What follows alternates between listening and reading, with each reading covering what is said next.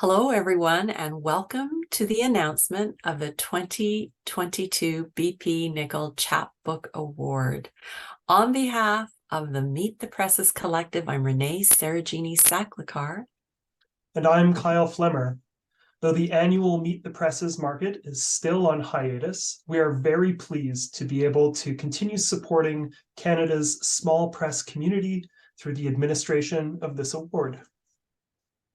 That's right. And tonight, Kyle and I have the honor of presenting the bpNichol Award to this year's winning author and publisher. But before getting into that, let's begin with our land acknowledgement. Meet the Presses acknowledges our presence on the traditional territories of many Indigenous nations. I am broadcasting from Mohkinstsis, aka Calgary, in the Treaty 7 region. This land is home to the people of the Blackfoot Confederacy, including the Siksika, Kainai, and Piikani First Nations, as well as the Ayahe Nakota and Tsuut'ina First Nations. This territory is also home to the Métis Nation of Alberta, Region 3. And I'm going to join with Kyle in respectfully acknowledging where I am, which is a place I live, work, and play on the unceded traditional territories of the Coast Salish peoples, including the Squamish, the Tsleil-Waututh, and the Musqueam nations. For folks who might be joining us from BC this evening, hi, just a shout out to the 100% Indigenous-owned bookshops, Massey Books and Iron Dog Books, and we hope you'll give them your support when you are able. Meet the Presses is a collective of volunteers devoted to promoting micro, small, and independent literary presses in Toronto and beyond. The current Meet the Presses collective members are Gary Barwin, Paul Dutton, Aaron Tucker, Jacqueline Valencia, Tally Voron, me, and of course, Renee. Founding members emeritus are Maria Erskine, Ali Fleming, Beth Follett, Maggie Helwig, Lee Nash, Nick Power, and Stuart Ross. Now, we've got a little bit more to tell you about us. Meet the Presses is a not-for-profit organization that oversees the bpNichol Chapbook Award and hosts an annual small press market in Toronto, though we've, of course, held off on the market over the last couple of years for obvious reasons. Instead, we're hosting a variety of virtual events, which we've posted to our YouTube channel for your viewing pleasure. This includes events like the virtual gala of last year's award announcement, the Age of a Night shortlist performances, and of course, the recording of our Meet the Presses online symposium. Awarded continuously since 1986, the bpNichol Chapbook Award recognizes excellence in Canadian poetry in English published in chapbook form. The prize is awarded to a poetry chapbook deemed by our guest judges to be the best submitted. The winning author receives $4,000 and the publisher receives $500, and all chapbooks submitted are archived at the Thomas Fisher Rare Book Library at the University of Toronto. With more on bpNichol and the history of the award, here's Brian Dedora in conversation with Aaron Tucker. Hello, I'm Aaron Tucker, a collective member of Meet the Presses, and this is Brian Dedora, writer, photographer, and artist, and a longtime supporter of the bpNichol Chapbook Award. bpNichol created the Chapbook Award along with Frank Davey in response to the desire of Phil McKenna of the 1980s institution known as the Therafields Foundation to use some of that body's funds to foster the literary arts in some way. The award was first named the Therafields Chapbook Award and was adjudicated its first year or two by Nichol and Davey. After Nichol's tragic and untimely death, McKenna renamed the award to honor Nichol's memory, and around that same time, the Therafields Foundation changed its name to the Phoenix Foundation. When the Phoenix Foundation folded in the aughts of the new century, the management of the award was taken up by the Meet the Presses collective, with prize money secured by founding member Beth Follett from an anonymous donor. So thank you to our anonymous donor. Hi, Brian. Thank you for taking the time to talk with us. I thought I would just start with kind of a broad question. What is your relationship to the bpNichol Chapbook Award and kind of small press in general? Jim Smith decided at one point that the publishers needed some money as well as part of that prize, and that the winning author and the winning chapbook, the publisher should get some money for having published that book or that chapbook. So he started off the first year with $250. I had phoned Stuart Ross and said, "Oh, I could contribute as well." And he said, "No, let Jim do the first year, and then thereafter for 7 years, I also contributed $250, so that the publishers got $500." That's now been taken over. We did this for 7 years, and then now been taken over by Mike Dean and Carl Jurgens. Yes. Continue that, and I think that was a really great idea on Jim's part, and also quite generous, and kind of opened up. Well, you've got $500 to publish another chapbook or whatever you want, or in case of Anstey one day said, "Well, I'll get my ticket back to Ottawa." Like, no. Although Cameron, I mean, I get it, right? You can do it any way you want. Anyway, so that was the thing, and also very early, Meet the Presses. I was involved in that in terms of contributing in terms of showing some books or whatever. But yeah, that association, and it was important because it's small press, right? Yeah. And what would you say was your relationship to BP? I know that you knew him and wrote alongside him and was in Toronto with him and maybe various other places. Well, I first met Nichol when I went into Sarahfields. I had heard of him when I was at UVic. And he was had books in special collections, and I had met that head librarian, and so invited me to come and take a look. We looked at BP, that would have a record in it, a little flip book, and all this journeying of returns. Which I joked about it. It was printed in dark green ink and dark gray paper, so you're journeying and returning, trying to read it. But yeah, that was my first indication of bpNichol. Again, met him in Therafields, we were all there together. And he sort of, we became friends in a whole different, like a different way. Like I had acknowledged that although we were similar and close in age, he was a much more senior writer than I. And so, well, we joked about it as well. Great sense of humor at BP. But there were times when we would sit down and I would help him with his cash flow because he had this to do, and he kind of figured because I was in business and continually running around for cash flow that I could help him out, and so we would have a meeting every now and then. We kind of look at things and get things organized, kind of reassure him that things are going okay, or this is what's going to happen shortly, or whatever, right? Mm-hmm. I think one of the really great moments, two great moments with Barry. He would give me the high sign during an Underwich Editions meeting, because I was one of the editors on that, right? Another small press doing cutting edge stuff.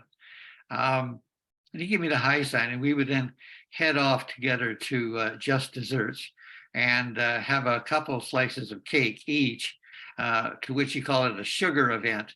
And so we did. So at one of them, I had talked to him about that wonderful poem, In Coed Road. And there was a little something I didn't quite understand. So it had just been published. And so he hauls the book out of his big saddlebag. And we go through this poem 3 times, word by word, so that I understand this.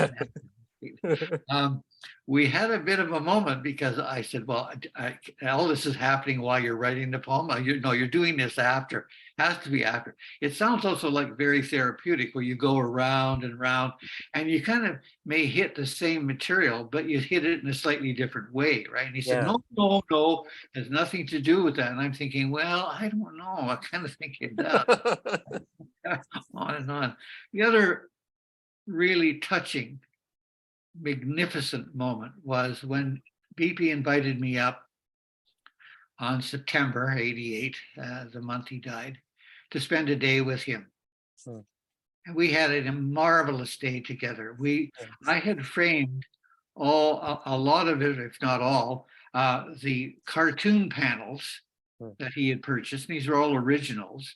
And there were 4 panels. There were Moon Mullins, Dick Tracy, all these marvel. You're going to have to, young ones will have to look all that up. But anyway, so we went through them and looked at how each panel was constructed and how it would lead into the next panel, and then the third panel and the fourth panel. And like Barry was really intense about it. Like he had, these weren't just purchases. He had bought them, studied them, looked at them, saw how they created a visual story. And obviously with balloons and stuff with dialogue, but how the actual visual was constructed to make this thing work, right?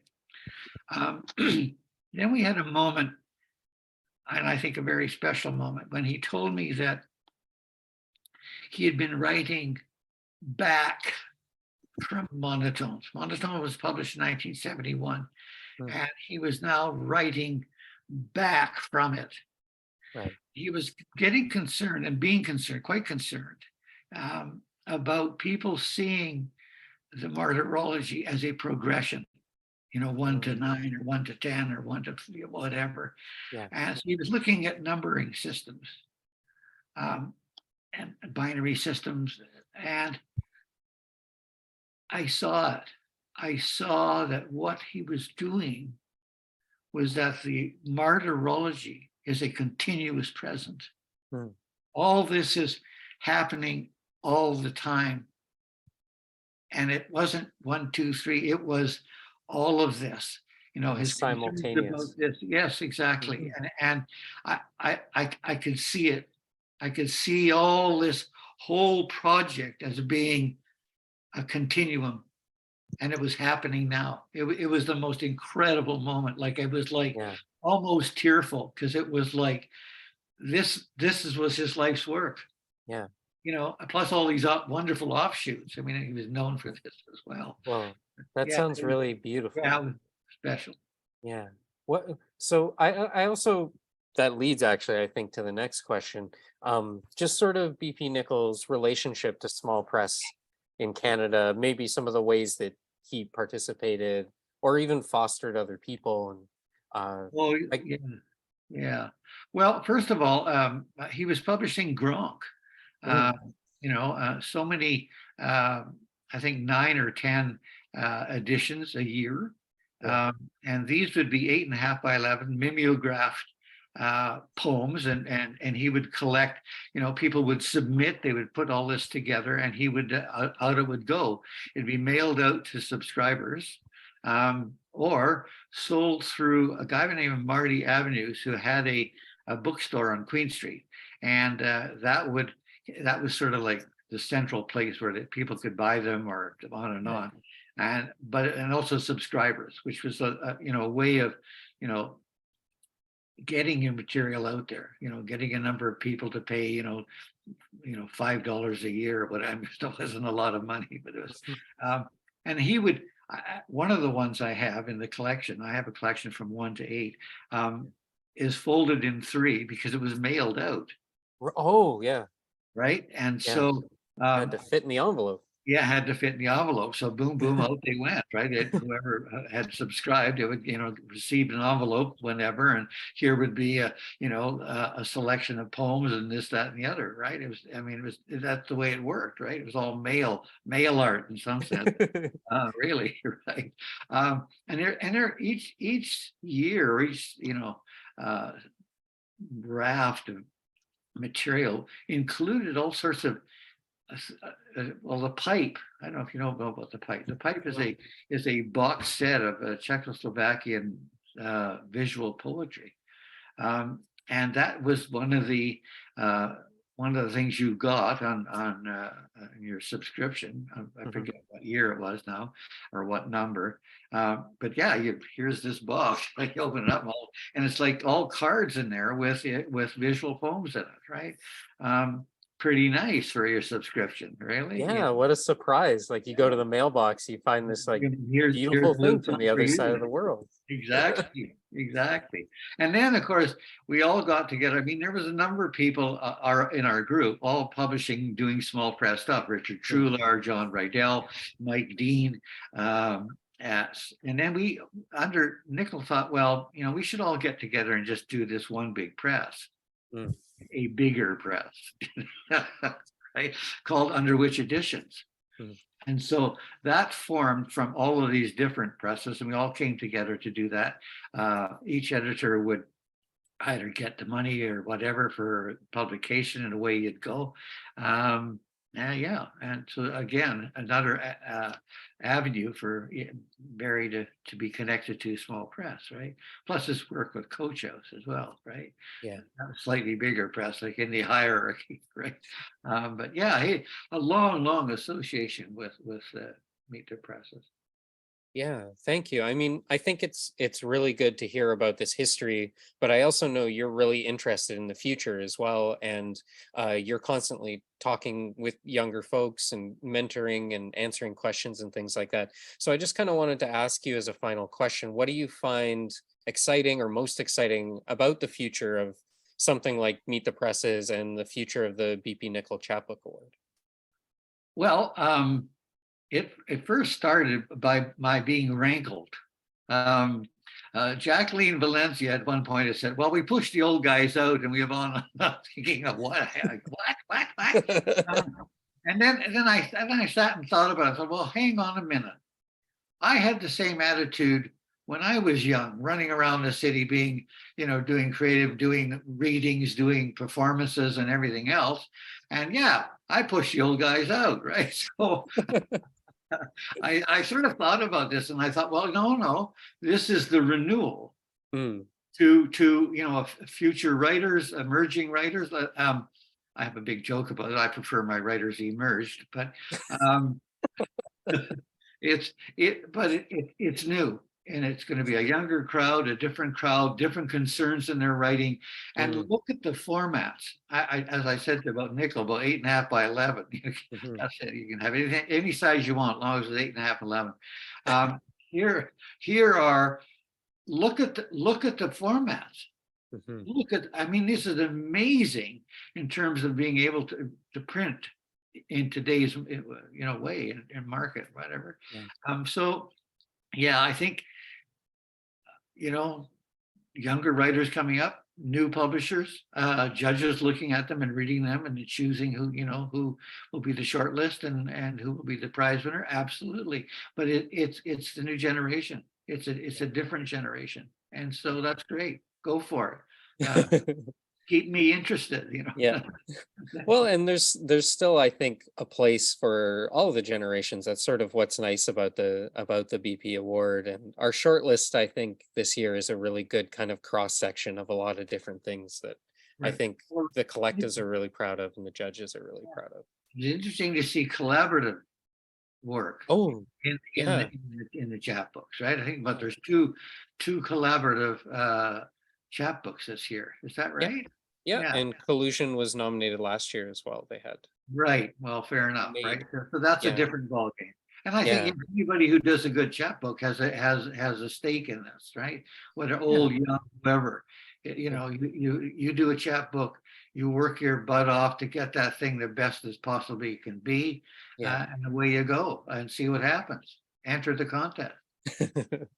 Well, thank you so much, Brian. I really appreciate it, and I appreciate all the knowledge and memories and things like that. So thank you, and thank you for your support over the years of Meet the Presses. Okay, take care. Okay, bye-bye. Bye. Thanks, Aaron and Brian. The bpNichol Chapbook Award is made possible by the generosity of our donors. The cash prize for the author donated anonymously, and the cash prize for the publisher donated by writers Carl Jurgens and Michael Dean. Many thanks. to Carl, Michael, and our anonymous donor for their continued support of the award. If you'd like to help support Meet the Presses, and we'd very much appreciate it, in our endeavors to promote the outstanding work of Canadian small presses, we encourage you to make a donation on our website at meetthepresses.wordpress.com. That website again is meetthepresses.wordpress.com. In 2021, the BP was awarded to Matthew James Viegel for his chapbook, It Was Treaty, It Was Me, published by Vallum magazine. His book, White Mud Walking, published earlier this year by Coach House Books, has also met with critical acclaim. Meet the Presses is proud to celebrate a small press community that supports emerging voices like Matthew's. Reading from his award-winning chapbook now is It Was Treaty, It Was Me. Here's Matthew James Viegel. I'm in the library that Canada keeps my kin in, and I've brought all the other libraries that I've ever been in with me. There's my mom's library, where as a child I saw a pop-up dinosaur and rows of shelving and drawers that I thought must hold so many fossils. And my dad's library of tapes in the car, and my favorite songs are the ones that tell stories. And we drive all day. My dad tells stories. And I thought every story must be a layer in the earth of stories. And I thought it's the stories in front of you that you remember the best. And so this time that I'm in a library, it's full of glass to let the sun in. But all the books are in metal boxes in stacks, in rows of other metal boxes, all inside this concrete box. And the glass walls let the sun in, and it's warm in there, and I am warm, holding my coat and my sweater and my bag and all the other things that aren't my name. My name I write on the clipboard, and it is not lost on me that I am here to see my great-great-grandfather's signature, and that I must offer mine to the library first. In this library, they hold the layers of the thing called Canada, and they keep it in a vault. Behind that is another vault. Across from it is another row of vaults, and I can see the vaults, but no, I cannot see the vaults. And beyond us is the new building, the building they say that will be staffed by robots. Arms of a safer temperature, reminding us that to touch a document is to take a piece of it with you and to leave a piece of you behind.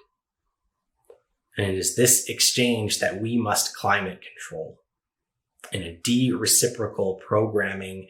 And when only the dead and programmed can see my kin, no one will see my kin. See me, my layers, a proclamation by the king with a line down its center. And this layer is the treaty. This layer is the treaty. This layer is the treaty that cuts through the center of me. Whereas in a line of red ink beneath, whereas in a red ink, Her Majesty. Whereas I am a measure of a constitution, my kin and marked by hand. Tooled in a border of fading gold foil and with a spine no longer structural but splayed, propelle cudem on a table and numbered. Thank you, Matthew. This year, the bpNichol Chapbook Award was adjudicated by Alice Burdick and Greg Santos. As usual, we received a mountain of wonderful chapbook entries, making it a real challenge to choose this year's shortlist, let alone its winner. I'd like to thank Alice and Greg for the time and effort they put into making this difficult decision, and well done on assembling a phenomenal shortlist. Thanks also to everyone who submitted chapbooks for consideration. We absolutely appreciate all the love and dedication you put into your work. Well said, Kyle, for sure. And now, without further ado, here are the contenders for the 2022 bpNichol Chapbook Award, and they are What We Call Home by Terence Abrahams and Cleopatra Peterson, published by Collusion Books. Machine Dreams by Liam Burke and Natalie Hanna, published by Collusion Books. Safe Vehicles for a Dying Planet by Dave Hickey, published by Baseline Press. Last by Arlene Paré, published by Baseline Press. And Merienda by Steffi Taddy, published by Rahila's Ghost Press. If you haven't yet, make sure you watch the authors reading from their shortlisted chapbooks for the H of a Night event posted to our very own YouTube channel. Congratulations to each of the authors and their publishers shortlisted for this remarkable award. I second that. Congratulations to everybody on the shortlist there. I guess it's time. Without further ado, we shall present the 2002 bpNichol Chapbook Award. I have this envelope, in which is the name of the winner. Renee, would you do the honors? I would be delighted. Thanks for this envelope. Oh, drum roll. And the winner is... It's Last by Arlene Paré, published by Baseline Press. Congratulations. Hooray! Congratulations, Arlene and Baseline Press. Alice and Greg have offered the following juror comments. Last is a lovingly crafted, hand-sewn chapbook from Baseline Press, which memorializes Arlene Paré's cherished friend, Pat Hurdle, who makes the decision to use MAID, medical assistance in dying. Written during the first year of the COVID-19 pandemic, it is a deeply touching monument to a devastating time in our collective consciousness. We're moved by the clear, persistent beauty of Last. Paré has braided the strands of life, death, memory, grief, and joy into a memorable, surprising narrative. The lines build and collect a congregation of illuminated moments. The clear, intensely descriptive lines gain momentum immediately and sustain throughout the book-length poem. Paré's writing resonated with us strongly, and we hope that others experience the same sense of beauty and awe that we did when finishing the book for the first time. Last's lines last in the reader's mind long after the reading. So beautiful. That is amazing to listen to and hear. To read from her award-winning chapbook is Arlene Paré. Good evening. My name is Arlene Paré, and I've written this wonderful chapbook. I call it a wonderful chapbook because it's a chapbook called Last. And I've just been told recently that I have won the bpNichol Award, and it's a very prestigious award, and I am completely delighted, thrilled, over the moon, humbled to have received this award. It's an important award, and I'm very appreciative of it. I'm also very appreciative of all the fellow finalists that I have been grouped with, and all of them were such good chapbooks, and I'm so pleased to be part of that group. I also have a number of thank yous that I want to execute tonight, and the first one goes to Karen Schindler, the publisher of Last, also the publisher of David Hickey's chapbook, and David Hickey was also one of the finalists, so Karen Schindler had 2 chapbooks in this awards, and she's such a good publisher. I am so pleased that this book was published with her. She's an artist, and her books are all very, very good examples of her art. And I thank you very much, Karen, for your work on this book, making it such a beautiful artifact. I also want to thank the people who worked with Karen, Anik McCaskill, who was the editor of this book, and Sydney Sutherland, who did the art for the cover of this book, a really beautiful example of art for a chapbook. And I also want to thank the bpNichol Award itself for highlighting the artifact chapbook. Chapbook is a wonderful wonderful vehicle for displaying poetry. It's so compact, and it handles poetry so beautifully, presents it in just great little packages, which is really something what a lot of lyric poetry anyway is all about, packages and concision. And so thank you to the award itself and to the members of the board who worked so hard for this award. Also thank you to bpNichol, who has lent his name to this award and making it even more prestigious. Thank you also to my wife, Chris Fox, who has supported and championed my work through many, many years and has helped me get through the days. So thank you, Chris. Also, an important thanks finally to Pat Hurdle, whose death is the subject of this book called Last. And Pat was my first best friend and first and last best friend. And she died just 2 years ago on May 7th, the occasion of the full flower moon that year. And thank you, Pat, for being my friend and for lending your life to a couple of books of poetry for me. Wherever you are, I miss you every day, and I'm grateful for your time on the earth. This last 2 pages comes as the last part of this book called Last, and it begins with a head note. All things come to an end. No, they go on forever. I sit with you after you die, returning 4 o'clock to 4:30. Accompany you, slightly slumped in your bed, the same 45-degree angle. Nothing has changed. This trompe d'oeil, as though you might not have died. Your neck is unexpectedly freckled, and close up so is your face. Crying relieves the pressure to doubt. Does this mean you're gone any more than the sun's gone when cloud covers the sky? Next day, gibbous moon waning, May 8th, everything wrong, everything waning, your body taken from your bed to be shrouded and wrapped. You had small, old-fashioned hands, as if everything you held might be a porcelain cup, a dancer's hands, a small child's. Each hand, left hand and right, almost in flight. Nighttime washes in silence. In the morning, only birds are able to speak. You were once, long ago, my first, longest, midlife interrupted best friend. The lifespan of the mouthless Luna moth is less than a week. Here, not here. You are not. A rose-colored halo winding the moon. You have died, freed yourself.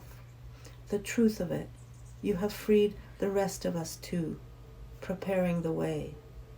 The moon notwithstanding, you are almost always entirely unsentimental. Worldwide death count is now almost 800,001. The day after you die, you are wrapped in green seagrass, shrouded in canvas, strewn with petals, yellow and pink, laid into the ground. How will you fly? What other side? Every full moon now a door into the night, still full of you. Thank you.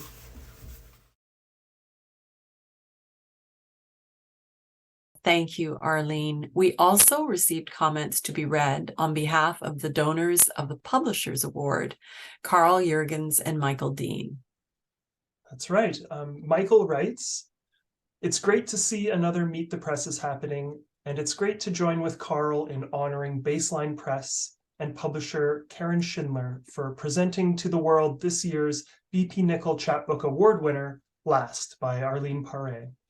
Thank you, Karen and Arlene, for being part of small press culture. I'm reminded of bpNichol's fondness for quoting Hugo Ball, quote, 'Language will thank us for our zeal,' unquote." That's so wonderful. And Carl writes, "It's a delight to take part in this year's Meet the Presses event. Big thanks to the collective for organizing this presentation of the bpNichol Chapbook Award to the poets and publishers who entered works for the award, and to you, the audience. Hear, hear. I've had ties, this is Carl writing, I've had ties to Meet the Presses for many years as a publisher at the indie lit markets, in addition to having the opportunity of serving as a judge for the bpNichol Chapbook Award in 2015. And as in the last few years, I'm very pleased to join Michael Dean in helping with the Publisher's Prize for the bpNichol Chapbook Award. Hearty congratulations to all those who entered the competition, the runners-up, and of course the winning poet and press as selected by this year's judges. Hooray! It's a great pleasure to take part in this wonderful ongoing literary event. Yes, thank you, Michael and Carl, for supporting this award. Now, please welcome Karen Schindler with a statement from Baseline Press. Hi, everyone. I'm Karen Schindler, joining you from Baseline Press in London, Ontario. Congratulations, Arlene. I'm so happy for you. So happy that this poem is being honored in this way. I feel very lucky that Arlene brought this manuscript to Baseline and trusted Baseline to give it a good home. I know Arlene and I are both very grateful to Anik McCaskill for the editing work she did on this chapbook. I think that was kind of a perfect pairing, and Anik's insightful editing work was an important part of this project. Thanks also to Sydney Sutherland for providing this beautiful cover image leaf litter. As always, huge appreciation for the Meet the Presses Collective for everything that they continue to do. I also would like to thank this year's contest judges, Alice Burdick and Greg Santos. And a thank you to the anonymous donor of the Poetry Prize, and also Carl Jurgens and Michael Dean for the Publisher's Prize. Congratulations again, Arlene. And with that, we conclude the announcement of the 2022 bpNichol Chapbook Award. We certainly hope you enjoyed it. A recording of this event will be made available on the Meet the Presses YouTube channel, so you can rewatch it at your convenience. Yes, indeed. And thanks again to the presses who sent in chapbooks for consideration, big time. Our generous donors, to guest judges Alice Burdick and Greg Santos, and your beautiful judging and comments, to our fellow Meet the Press Collective members. You guys rock for putting this on. And of course, to you, our audience, for tuning in. Details about entering next year's bpNichol Award will be posted on the Meet the Presses website in the coming months, so stay tuned and happy reading meanwhile. For Meet the Presses, I'm Renee, Sarojini, Saklikar. And I'm Kyle Flemmer. Good night, Good night. everybody. Bye.